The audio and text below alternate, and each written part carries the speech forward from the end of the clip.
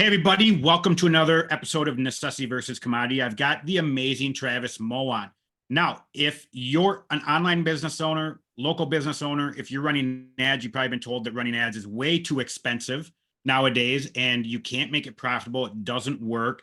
You run ads to a webinar, if you run ads to a VSL, it will never work. Everyone's failing out there and there's all this doom and gloom and you need to shift and all this type of stuff. Well, the reason why I have Travis on here is because he's been a media buyer for 5 years. He's had his own agency open now for a little over 3. He is directly related to generating over 25 plus million dollars in the online space, running ads as a media buyer and also running his agency for clients. Now, if he can generate that type of profitability in 5 years, in the 5 years that people say this isn't working anymore, that's why Travis is gone, because I want to have a conversation with him around what makes his agency unique, the success he's out there. I've been following him for a while. I love his total take, his strategies, his spin on how he gets clients successful, how he looks at the running ad space. And so, Travis, welcome to the show. And I want to start off and say congratulations. Number one, those are numbers that are very impressive. A lot of people only wish to.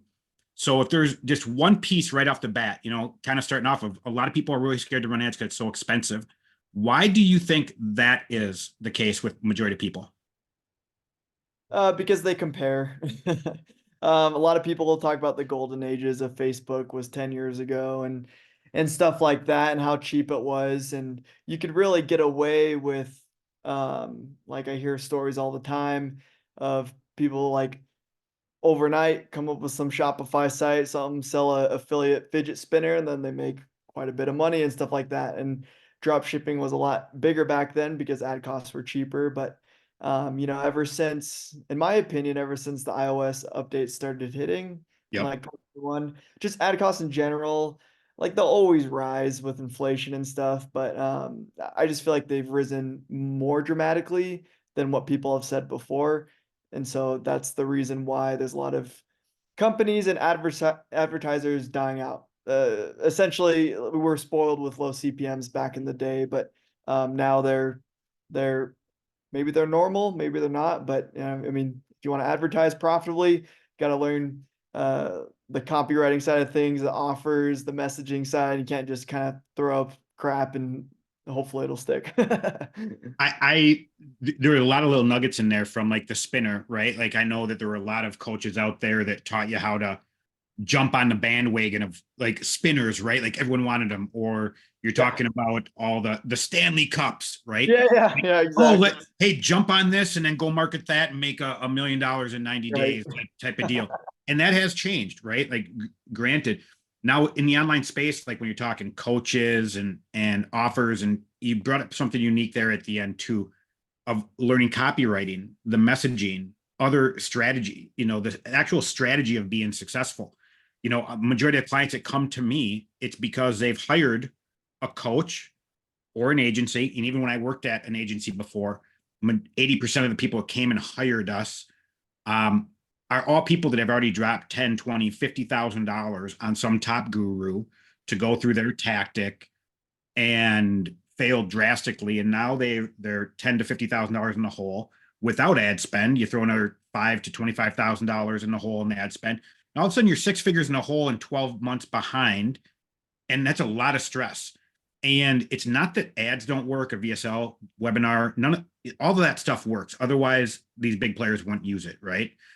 And what do you see out there? Because the biggest thing that I start with a client is the branding, positioning, the USPs, the USIs, the messaging based around that, so you can really stand out no matter what you're selling.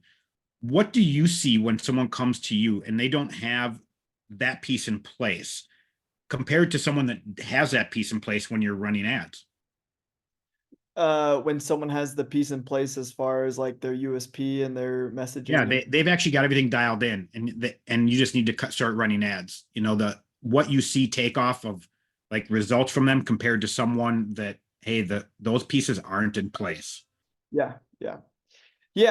And so whenever I get a client that has come from a big agency, stuff like that, it surprises me how many people come to me and they just don't know their numbers.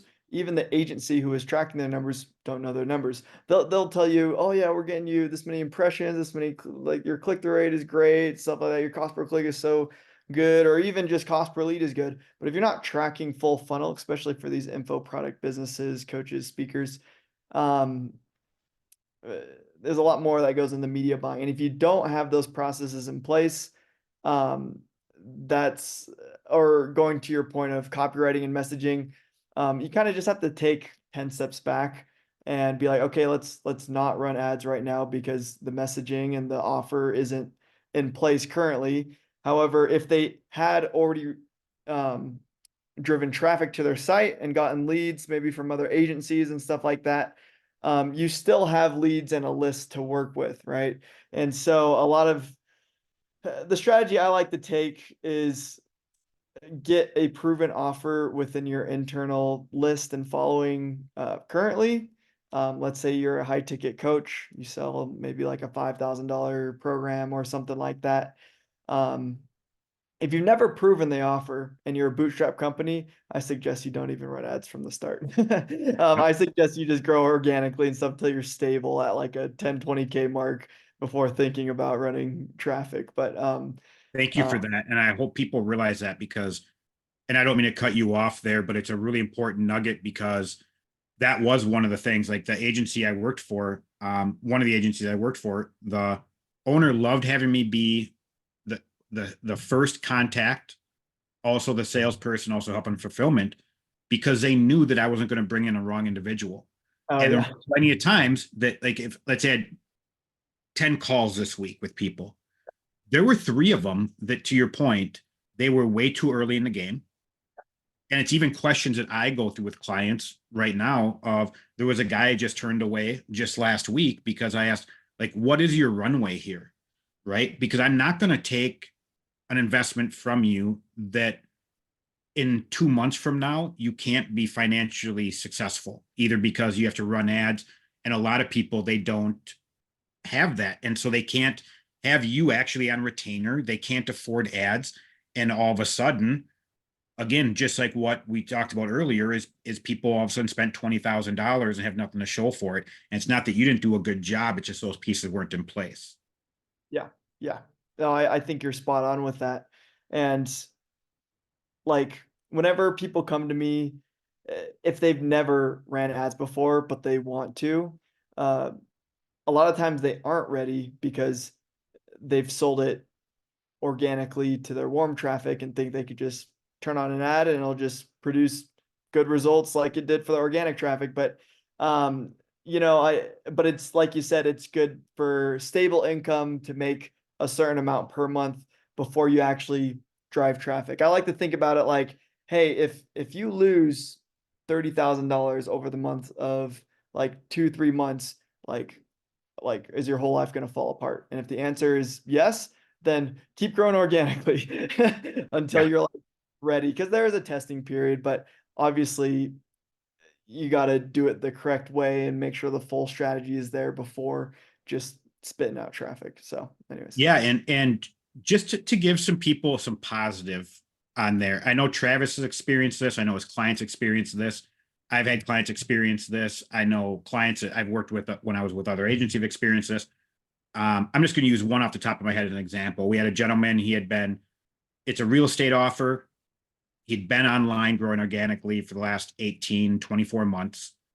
He had never made over like 20K in a month. I think over that 2 years, I think he had grown basically that year he came to us, he had made about $80,000. Right on. Now we crafted the messaging, the branding, built the whole funnel, wrote the webinar, all the pieces that you need, all the materials, everything. And there's a lot more than it goes into a funnel in just a webinar. So if you just have a webinar, you're failing yourself drastically there to begin with. But we built our whole system in there and we plugged it in. In 30 days, he made $250,000. It took us 21 days to lock in the funnel. And once the funnel was locked in, $250,000 in 30 days.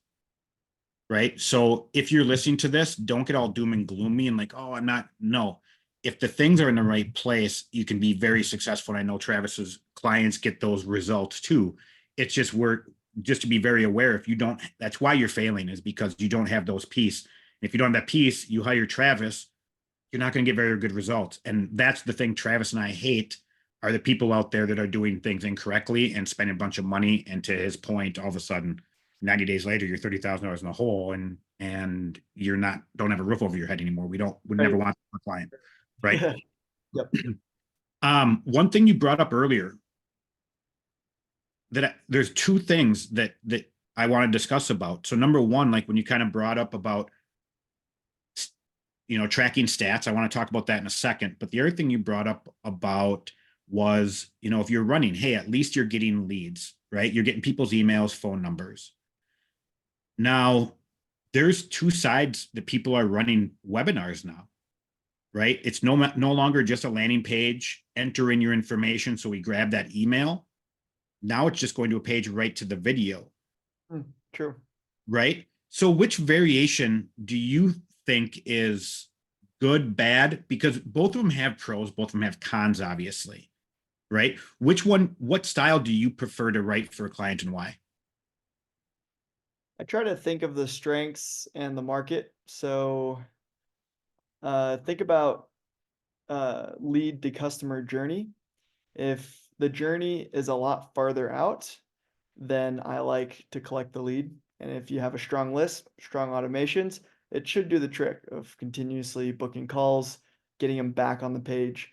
I see that a lot in the um, like biz op space, stuff like that. But if I have a few clients currently that do go straight to a page that's a VSL or a webinar, and all you have to do is book a call, Yep. and that's the call to action you want to do. So you're not really collecting a lead or no opt-in. It's just like it's a lead if they book a call, then you collect their info, right? And I see this a lot more in the SaaS industry. I have or membership sites. Um, Whenever you're giving them a demo of any sort for the call, uh, it's a lot easier. So I guess my question or my answer to everything is, did you test both of them? Because there are times where I'm like, I usually start with an opt-in and we have a solid email sequence and automations, and then I'll split test it with straight to a page, and then we'll compare cost per book call if that's the call to action that you're looking for. But is one better than the other? Who knows? There might be some YouTube ad buyers saying, hey, you only have to go to a VSL or webinar page without an opt-in. It's way better. And then there might be some media buyers that say, no, you have to have an opt-in. So depends on the market. But just the common trend I've noticed is that a lot of like the biz op space, new things, because sometimes it's a longer sales cycle. They've never invested into any type of coaching. They'll collect the email and phone number up front so that they can nurture them. So It's one of the key things of hiring you as a agency to work on something. That is so key. And it's one of the things I do with my clients too. I look at pros and cons of everything, right? yeah, And I will go through and break down pros and cons with them. And I will ask them, what do you think the pros or cons, before I even give yeah, them my pros and cons are. right. And then go ahead, and what we're going to do is we're testing both, right? Like it always ends that way, because you need to. And that kind of going to lead into our data question, actually really, really good. And like, I understand the benefits of both. And I like your answer of saying, it can be very highly dependent on the offer. I think that's a key piece, because some people are scared of entering in their email, right? And they don't want to. And therefore, you're paying someone to get to your next page to click on the ad, but then they drop off. And so it's one of those things that, okay, is the landing page not working, or my offer, and people just are too nervous right now to do it because they're getting 10 different ads from the same type of offer, and they don't want 10 people emailing them and doing all this type of stuff. And so is it better just to send them right to the video, because you'll get more people to watch it, right?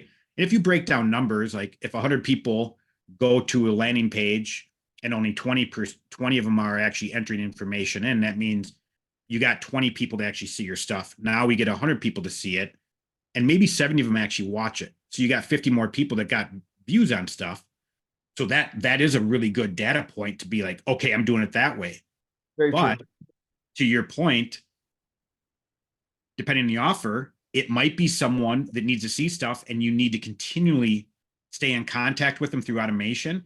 And so if we don't have an email, now we're not building a list either.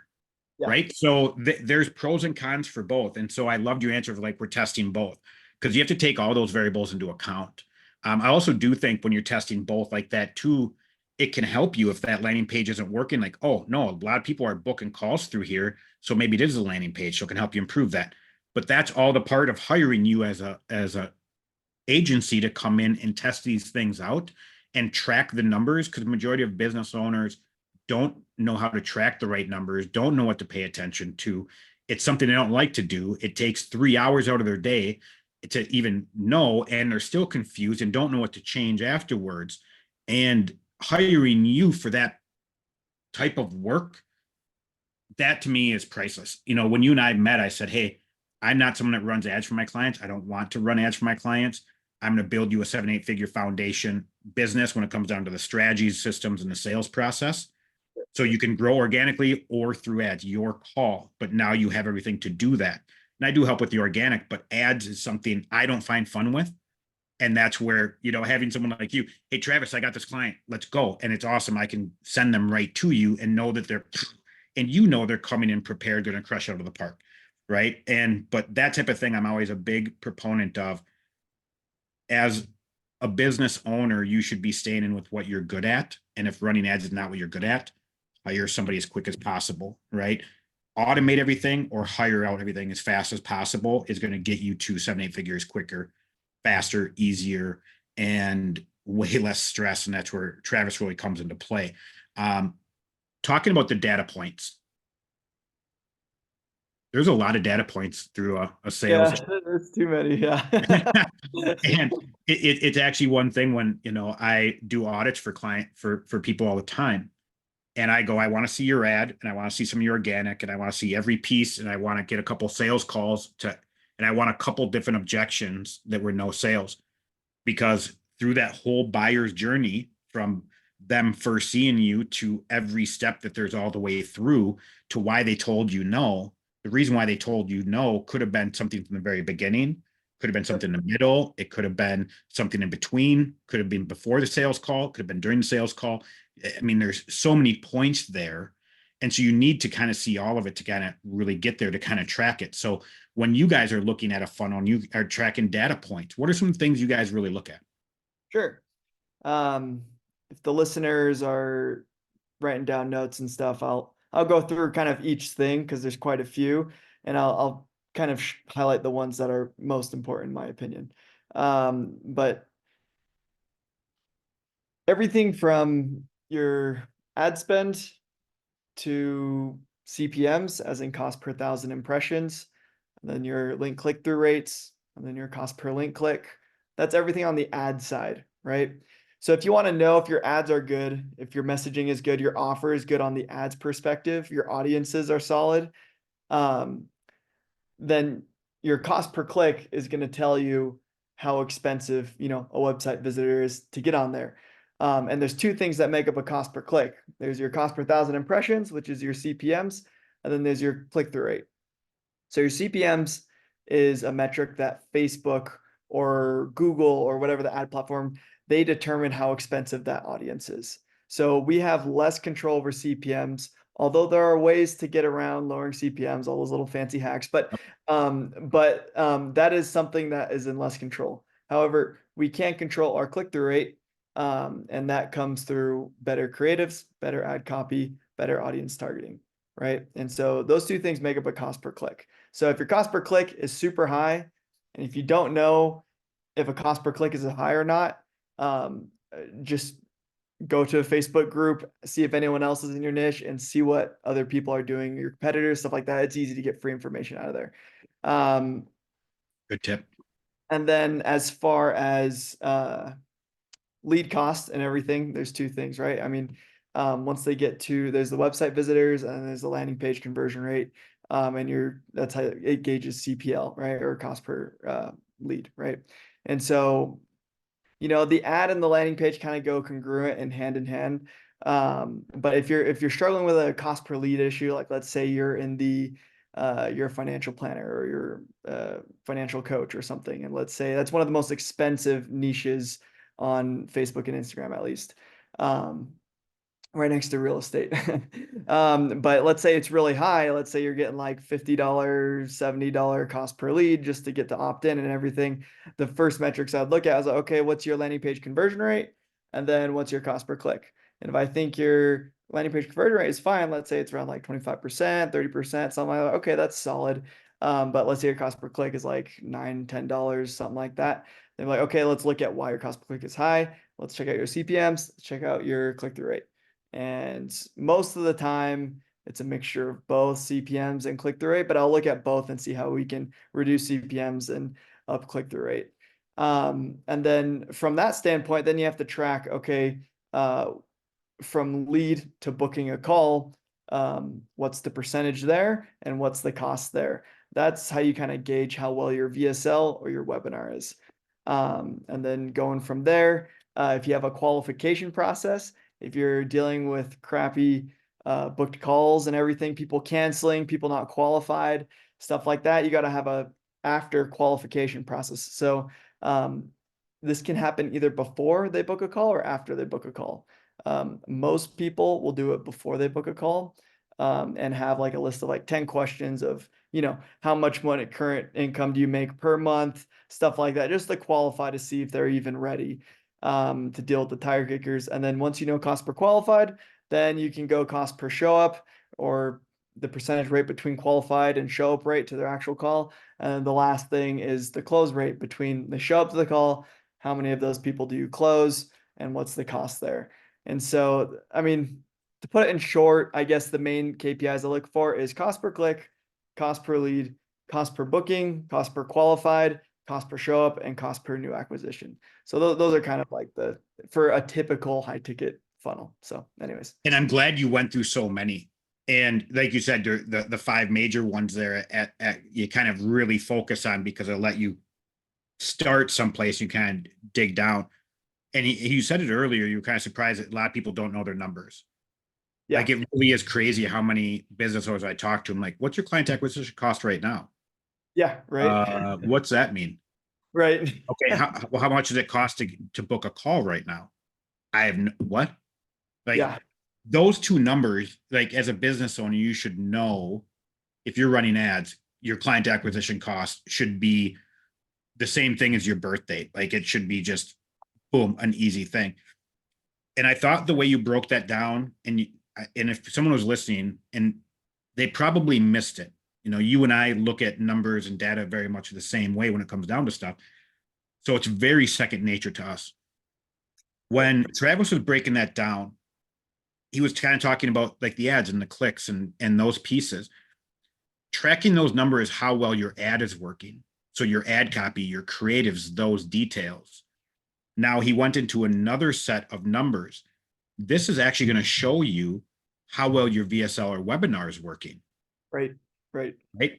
And then to your point of when people are no showing or how qualified a lead is when they're coming in, that lets you know how is there another piece of the puzzle in between that webinar and them showing up that's not providing and working properly. And that could be, excuse me, an application, that could be more materials, it could be a lot of different variables there. Right. And a lot of people don't even have half of those materials of what someone needs and wonder why people show up to calls like, dude, I didn't know you were $10,000. I'm not paying Right. you. Right. Like, well, dude, yeah, you watch a 5-minute VSL. I mean, of course, someone can't make a high ticket choice and decision on. They're going to need to think about it, and they should think about it. And even if you're the best salesperson in the world, you're going to have a hard time closing somebody because even if that's the right person, they're showing up with the wrong information. Therefore, they're in the wrong place, and it's very hard to get people to enroll ethically, right? Yeah. And that's huge. And a lot of people, and again, just tracking just Facebook stats, right? But then looking at all these other pieces. That's why, again, it's so important having somebody like you that's got eyes on all that stuff, right? Because to really track all that stuff as a business owner, we get emotionally attached to our businesses, Yeah, absolutely. right? and you start looking at numbers, holy cow, like you can either go top of the mountain or you can go suicidal from day to day, hour Yep. to hour. I've had clients in the past where like I'm getting updated like every 60 minutes about like, oh, my head's doing it. Oh, and it's like, dude, get off like, how are you living today? I You know, right? Yeah. know, and that's one thing of just having like you, that the mental energy, the emotional energy, the focus, how much you save somebody by being hired to come into their business and solve this problem, not just a success side, but the overall lifestyle side. I just, I told you right before we hit record, I just put a post right before we hopped on talking about work-life balance. Anyone that knows me knows I work harder for my clients than I ever will for myself. And so I know you're the same way. You're focused on 4 or 5 other businesses, then you have to focus on yours. And very quickly, your whole life can be put, second nature. And that's a very tough spot to be. And if you're a business owner trying to run ads, trying to do all of these things, and you're on this emotional roller coaster, let's say you're a solopreneur and you're taking the sales calls and Right. you're at your tanking and you have someone on a call at 4 o'clock that booked a couple days earlier. And because you're at your tanking that day, um, you hop on that call emotionally freaking Oh yeah. messed up, and now you can't close somebody because of that deal, right? And that's where sometimes hiring somebody like you to come in, the secondary, the third piece, the fourth step of the effects of having you in there is so game changing. It becomes almost priceless. Same thing, clients love the fact that I'm a mentor to them as well, to where having a second set of eyes, I'm not just a coach.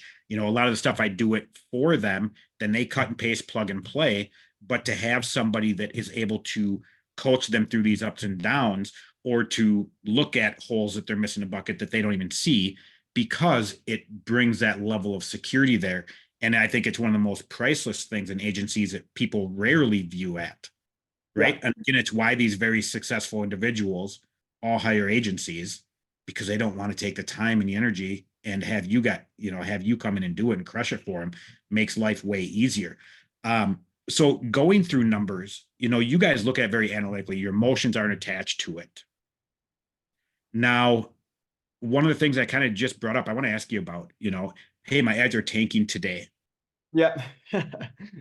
Are ads just perfectly linear all day long, every week for a month and on and on and on?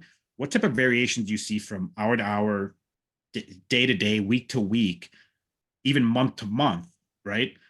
Because different times of the year are different, especially around the holidays. Way more ads are flooding, and people are looking like there's a lot of variables that come to play. So looking at numbers, how do you look at numbers, understanding that so you don't go, oh shit, this client's numbers are tanking? How do you keep yourself out of that emotional roller coaster and really dictate that from offer to offer? Because I know it does change on that too. Absolutely. That's a great question. And one service, I have a pretty small team, but we're pretty agile as far as we do look at ads daily. So like we are in the account reporting daily. And so we get kind of a glimpse first part of the day, like, okay, how are the ads doing the day before type deal.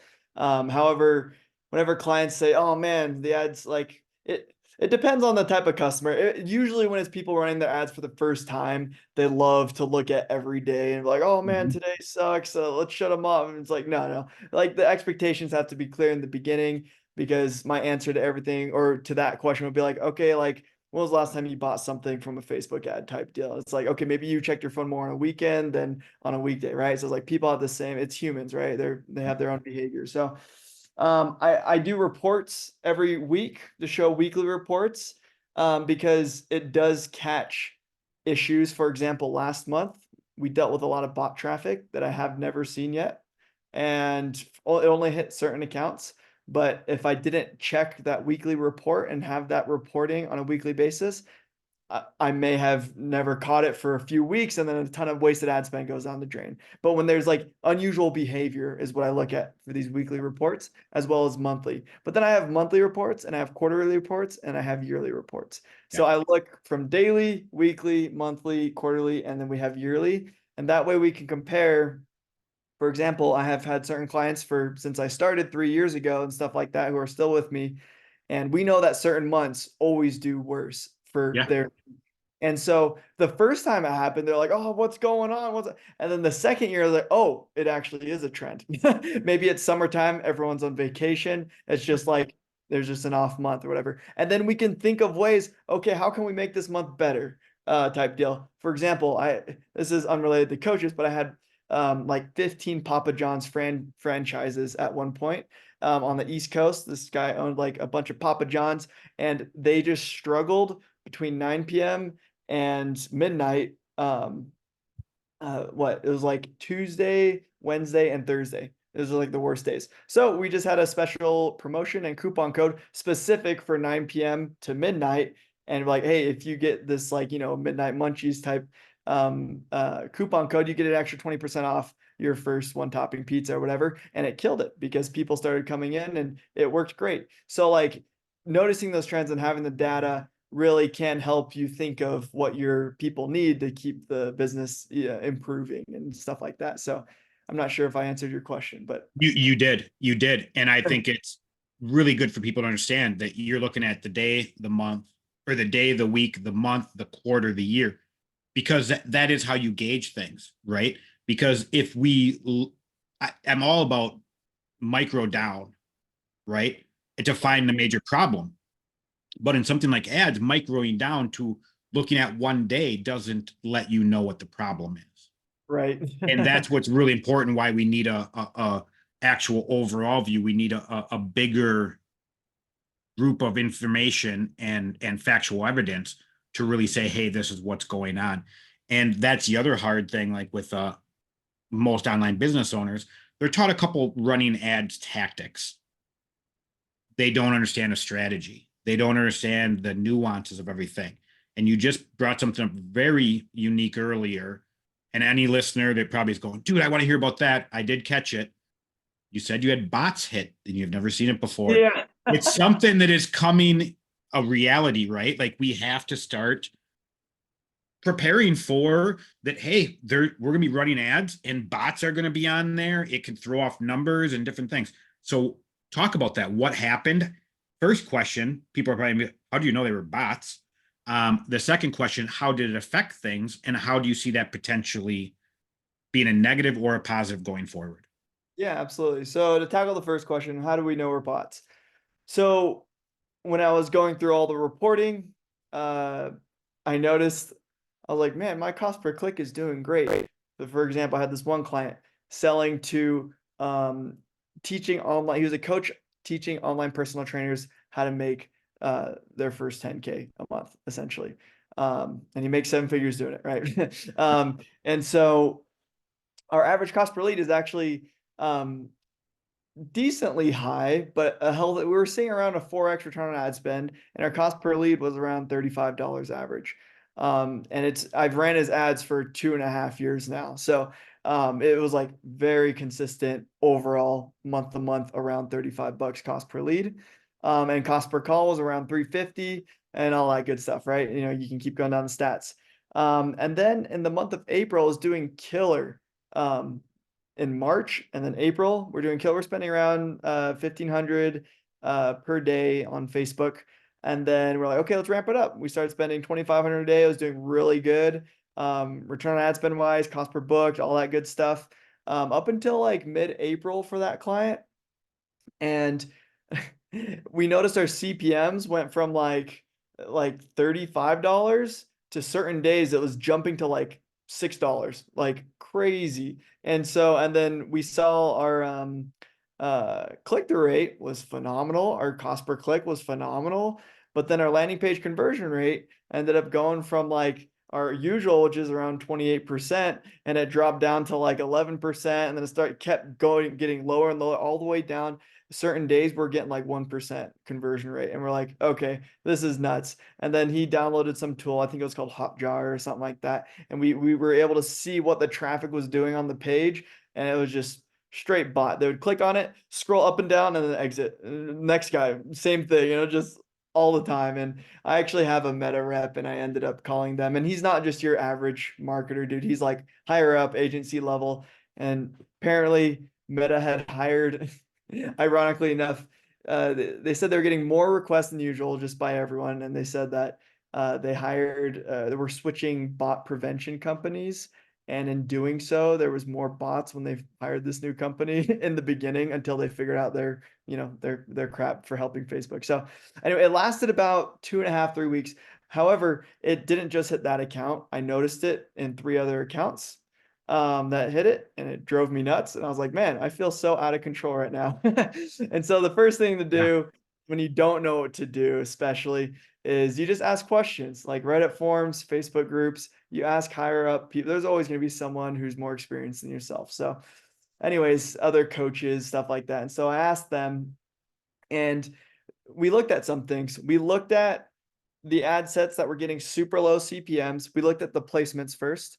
So we noticed there's a huge spike in audience network if you're for that placement versus just news feed and reels and stories and stuff like that. So like, okay, next thing we'll have to do is just like make sure we only target news feeds, reels and stories, stuff like that. Just keep it to those three. So we started doing that a little more. And then we kind of looked at the countries that were being with the traffic, even though we're only targeting the US and Canada.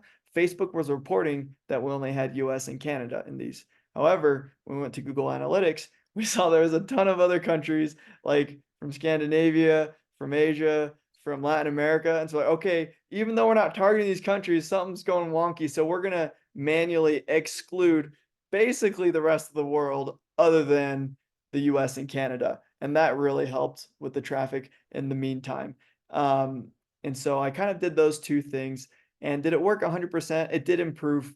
It did improve the traffic just off the bat in general, which is good because we just wanted stats to get back where they were. Yep. And then, but I have noticed beginning of April or May-ish, there was one other account that was really struggling, but in May it just randomly went back to normal. And so maybe Facebook figured out their bot stuff. But I would have never thought about, okay, manually excluding these countries or even checking my Google Analytics, even though Facebook was telling me it's all from US and Canada, it was still a vanity metric. It wasn't true. And so getting the info from those Facebook groups or Facebook coaches or other higher level people that can just brainstorm with you. They're all struggling with it. And so anyways, that's how I got through that bot traffic. If your client didn't thank you, I'm going to thank you for that. I know how frustrating it can be, in the you handling that in the thick of it. Like, right. Like, again, you put so much ownership. It's the same thing with one of the agencies I worked with. I knew that they put as much ownership as how I view and how I operate as a human too. And if your client didn't say thank you, I'm going to say thank you for that, because that stressed me out, just you going through that. And I couldn't imagine running my own ads and how stressful that would be. Now, you brought up something there too that I want to ask you a question about, and I'm sure people are wondering. Sure. There's a lot of different philosophies on this too. Sure. You're running ads on Facebook, placement, news feeds, reels, sidebars, you can put it everywhere. And then, hey, if you're running on the reels section, is it just a video or can you do a picture? There's a lot of variables there to really think about. And I know there's, again, philosophies for each different way. To me, if I'm scrolling and I'm on reels and a picture pops up, I respond to it, but some people will tell you, nope, you have to have a video on there, right? Like, and nope, you want to make sure you're popping up on all over the place. Some people say, hey, just focus on mobile. Don't even worry about desktop. There's a lot of variables there. So what's kind of your normal go-to philosophy? Yeah. And do you change it depending on the offer? Yeah. That's a good point. The short answer is I kind of change as I go. The issue with any ad platform, it's not really an issue. I mean, sometimes it is, but they're always, being improved, updated. Sometimes they say they're improving, but they're actually not. But Yep. anyway, the platform is always changing, the look of it, the mechanics of it. And so my philosophies changed quite a bit. So when I first got in the game, it was before any of the iOS updates, stuff like that. The thing to do was, hey, only newsfeed. and you can hit up stories. So like reels weren't a thing back then, but like, yeah, you just do newsfeed and story. And so I did that. And then I had another coach, whenever a lot more AI mechanics came out, like, Advantage Plus campaigns or automatic placement, stuff like that. They're like, hey, do that. You'll get the best results. And then I kind of went with the philosophy of, as far as placements go, Facebook will do the heavy lifting. The AI is smart enough to be able to push it out to the right places. And for the most part, when you do automatic placements or just give it to Facebook, for the most part, up until I saw that bot traffic, it has done a killer job of putting the majority of the budget just to newsfeed, reels, and stories, maybe with a little bit in marketplace or on video feeds or other places. But for the most part, it knows what it's doing. However, when the bot traffic hit, I kind of got scared and went back to the old philosophies, be like, okay, let's keep things to manual. And that did help. So do I do automatic placements still? Yes, for different accounts. Do I do manual placements for certain accounts? Yes, I do now. Yeah. So will that change? It might in the future, but anyways, yeah, I it's a think, and that's an important thing for people. Again, another reason to, having somebody like you working in their business, because, you brought up a couple different times of, let's just go back to the ad apocalypse, right? That yeah, was in August of, what was it, 2022 or whatever, an iOS change, right? To where you couldn't do that. And all of a sudden, like, it was nuts. it was. Some of the marketing groups and ad groups that I'm in, and um, the people like, dude, my account's shut down. Hey, Yeah, I'm actually getting nothing. I'm tanking. And it was bad for a whole month for a lot of people until like people started actually figuring the stuff out. And for being a business owner, majority of business owners aren't in some of the groups and masterminds that we're in.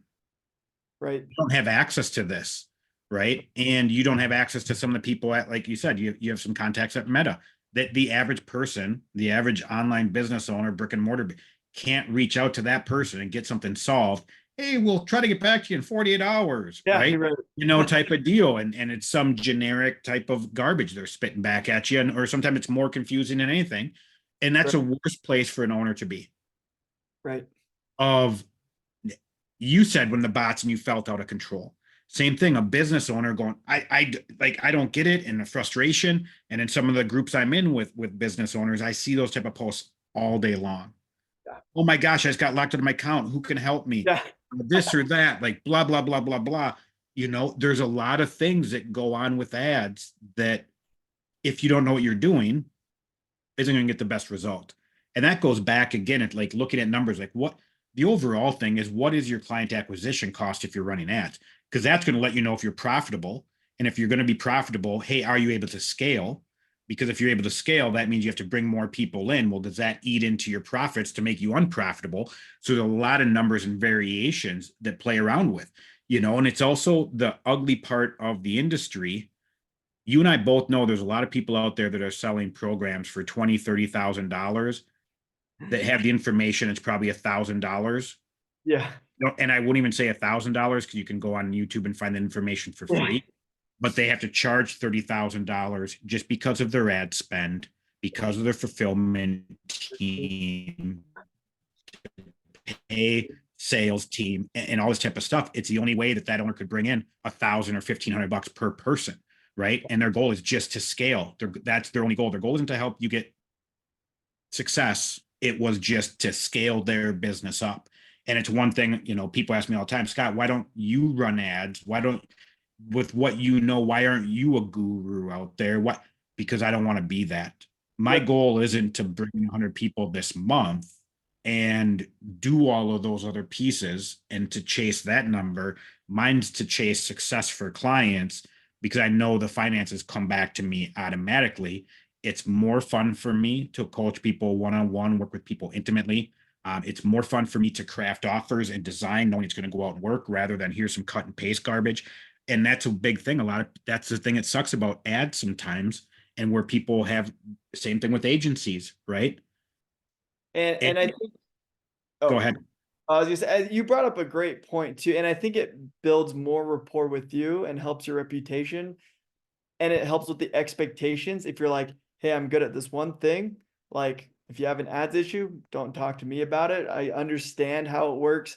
Similar to me, I don't touch or build funnels. I understand how funnels work. I've built funnels in the past. I just don't enjoy it, or I don't enjoy writing the emails and the automations, but I understand what good ones look like. But there's a lot of agencies out there that I've heard that will charge full stack for everything.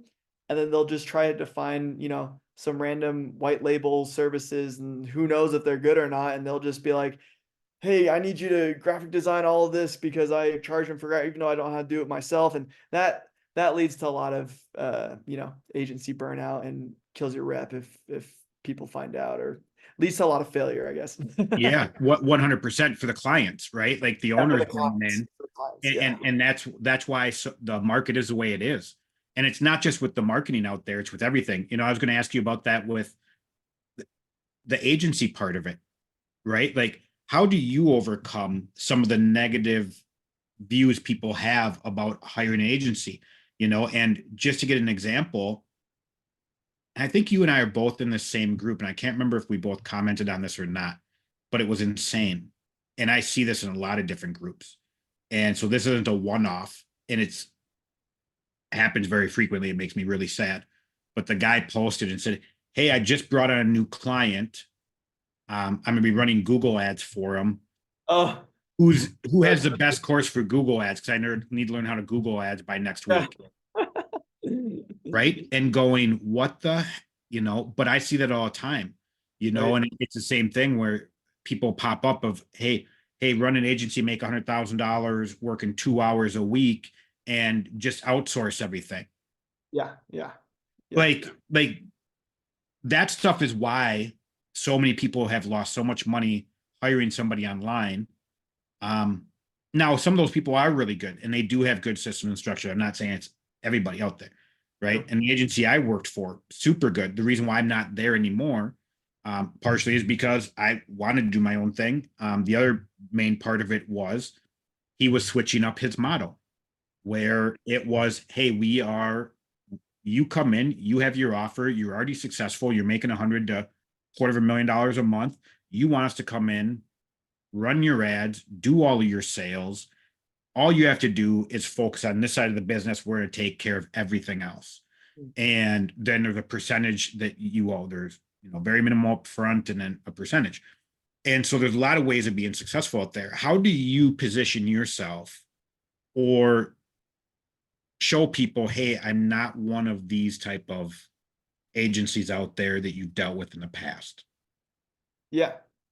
Um, the first thing I go through that builds the most, and I'm not, even though I consider myself a pretty decent copywriter with written sales, I've not the greatest salesman on Zoom or on phone call and stuff like that. I stumble on words and stuff. But the biggest thing that builds rapport in my case is going through like a calculator, like a funnel economics calculator.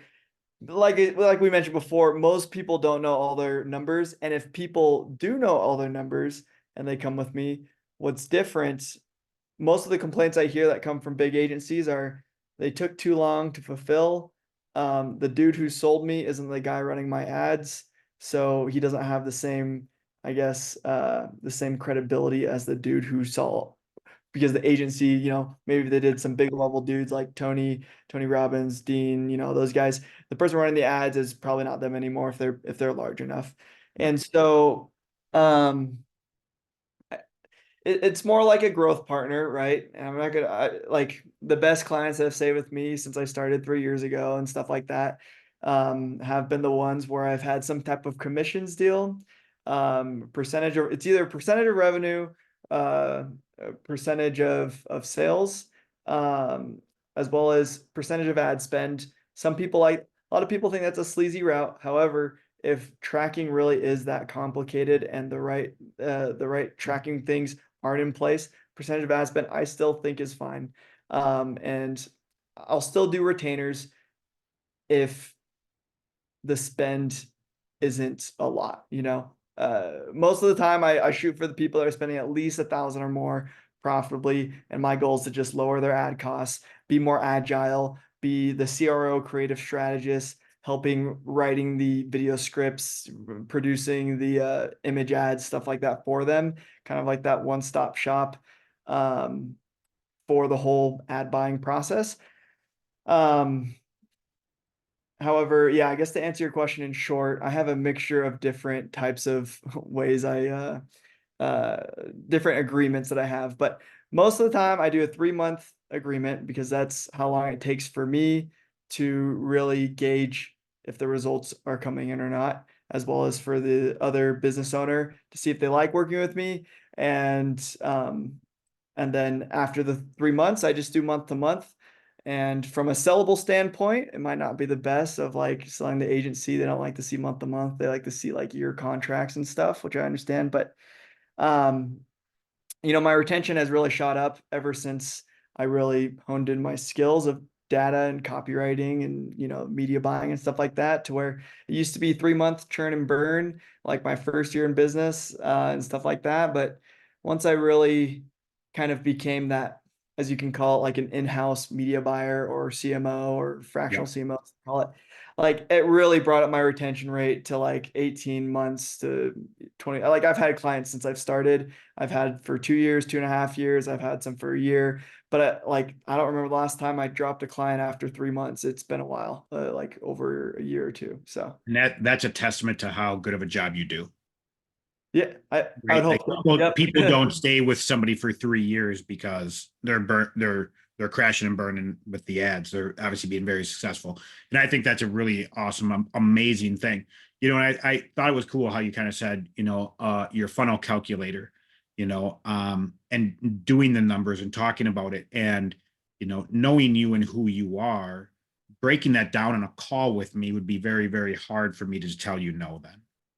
Right. Right. It's kind of like the same thing when, a lot of the clients, when they first reach out to me, they're like, hey, Scott, I've got this issue going on, boom, boom, boom. Or they're like, hey, I've seen you in other groups talking about stuff. I love like the way that your brain thinks. I love all the support. Every piece of advice you've given, I've applied. I've seen major changes. I'm having this issue. I want to work with you. Right. And lots of that conversation really is, what's your problem going right now? It's XYZ problem. Well, normally I can backtrack it and let them know exactly it's this is actually causing this problem, which is causing this problem. So Yep. let's go fix these things, and that's going to solve that.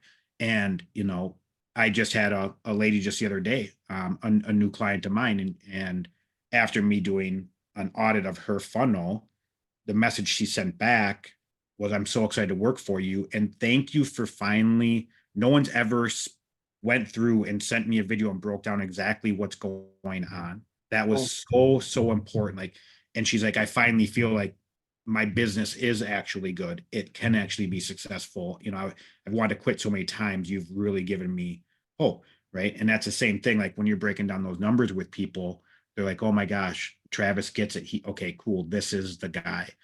Yeah. And majority of my clients stay with me for 2 to 3 years. Okay, yep. let's do this. Right. Type of deal. And then obviously working with you, the result pay for himself. Um, so I know we're both on a time crunch here. If anyone wants to get a hold of Travis, there's going to be a link in the comments. So make sure that you're able to reach out to him. If it's on YouTube, the link will be there. It's on Facebook. His name's going to be tagged. So connect with him that way. Travis, is there anything you want to leave people with? We didn't discuss about it too much. Well, I guess we kind of did, but going to the point of ad costs are rising, ads are actually easy when you have a good offer. If you have like a saturated offer or a crappy offer, you just kind of slap together and you put the best ads out there, you might make a few bucks, but like if you have a phenomenal offer and a phenomenal product or service and you put it out there, even with halfway decent messaging, you'll still see pretty good success. Now, if you can, once you have a great offer and you have phenomenal media buying, copywriting, landing page, all the economics are good, you'll have the best funnel ever. But like, if you can just start with the offer first and know you have a solid offer, then media buying really, getting ads to work won't be as hard. So I'm glad you wrapped it up with that, because we did kind of start off, we didn't go deep, but hopefully if you watch this, you understand now why your ads were burning a bunch of money and why people said, hey, ads aren't working, they're too expensive. It was because of all of these factors that go with starting from just where the ad's placed to what the copy is, to your landing page, to your messaging, to your offer. There's a lot of variables that come in. But again, why do you see so many people running ads if they're not working? yeah, exactly. Right. And so that's always a big thing with me. And I've always been this way, and being in the online space for 10 years now, the amount of people that I've hired to not get the result I was looking for, but it gave me some of the biggest lessons to where that's why I'm where I am today. Right. Cool. And I don't want people to have to go through that. Rather Yeah, come get yeah. my 10 years of same thing with you. Come just have me do it for you, and so you bypass the 5 years of mistakes. Yeah. And that's really, really important for people to understand. So if you're looking at running ads, reach out to Travis, because I know he's going to be like, your offer is not good, we need to fix this first. Or yes, this is perfect. I've worked with clients. Yes, I know how to do this.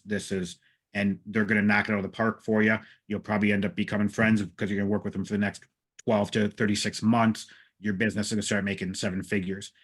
If Travis does, I'm going to shamelessly plug myself here, Travis. If Travis does say, hey, your offer sucks, hey, then just reach out to me. I'll see if I can help.